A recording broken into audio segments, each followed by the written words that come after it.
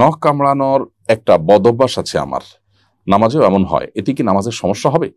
সকাল সন্ধ্যার দোয়া পড়ার সময় কখন থেকে কখন পর্যন্ত? নখ কামড়ানোর একটা বদঅভ্যাস আছে আমার, নামাজেও এমন হয়, এতে কি নামাজের সমস্যা হবে? নামাজের মধ্যে নখ কামড়ানো এটা সন্দেহাতীতভাবে নামাজের যে হুদু আছে, নামাজের মধ্যে যে পরিমাণ আপনার ধীরস্থিরতার সাথে এবং কায়মনোবাক্যে সালাত আদায় করার কথা আছে সেটার পরিপন্থী কাজ। অর্থাৎ নামাজের মধ্যে নির্দিষ্ট যে নড়াচড়াগুলো আছে, রুকু সিজদার জন্য যে পরিমাণ মুভমেন্টের প্রয়োজন হয়, এর বাইরে নামাজ বহির্ভূত মুভমেন্ট এটা নামাজের মধ্যে হওয়াটা কাম্য নয়।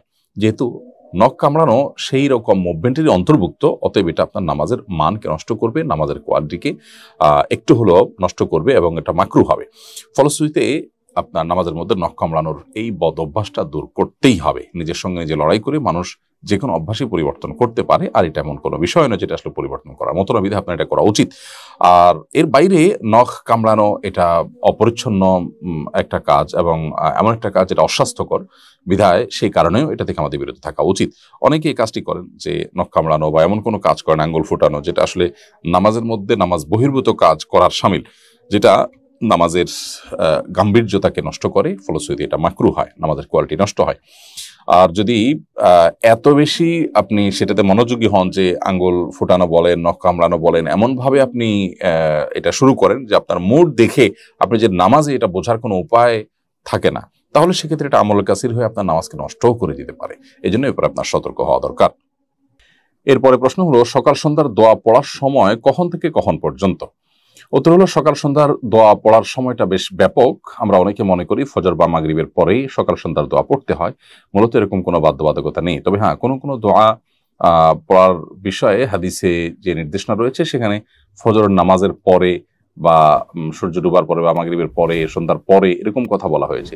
সেগুলোতে আমরা অবশ্যই সেই শব্দ লক্ষ্য করে আমল করব, যে শব্দে বিশেষ কোনো সময়কে আলাদা করে মিন করা হয়েছে। কিন্তু সকাল এবং সন্ধ্যা এই সময়ে যে সমস্ত দোয়া পাঠ করার কথা বলা হয়েছে, এবং এ সম্পর্কে আমাদের ছোট্ট একটা ছোটি বইও আছে, সেখানে সকাল সন্ধ্যা রাসূল আকরাম সাল্লাল্লাহু আলাইহি ওয়াসাল্লাম বর্ণিত দোয়া এবং জিকিরগুলোকে উল্লেখ করেছি আমরা। সেই সমস্ত দোয়াগুলো পড়ার জন্য সময়টা হলো যে ভোরে ফজরের ওয়াক্ত যখন শুরু হয় তখন থেকেই সকাল সন্ধ্যার দোয়া, সকালের দোয়াগুলো আপনি পড়তে পারেন, এবং এটা সূর্যোদয় পর্যন্ত পড়তে পারেন। এমনকি সূর্যোদয়ের পরে দ্বিপ্রহরের আগ পর্যন্ত এগুলো পড়া যায়। সূর্য উদয়ের আগ পর্যন্ত পড়লে ভালো, কিন্তু দুপুরের আগ পর্যন্ত এই পুরো সময়টাই দিনের প্রথম অংশটা, দিনের প্রথম অর্ধটা, এটাকে সবাহ বা বুকরার মধ্যে শামিল করা যায়, যার কারণে এই সময়ের মধ্যে পড়লে আদায় হয়ে যাবে।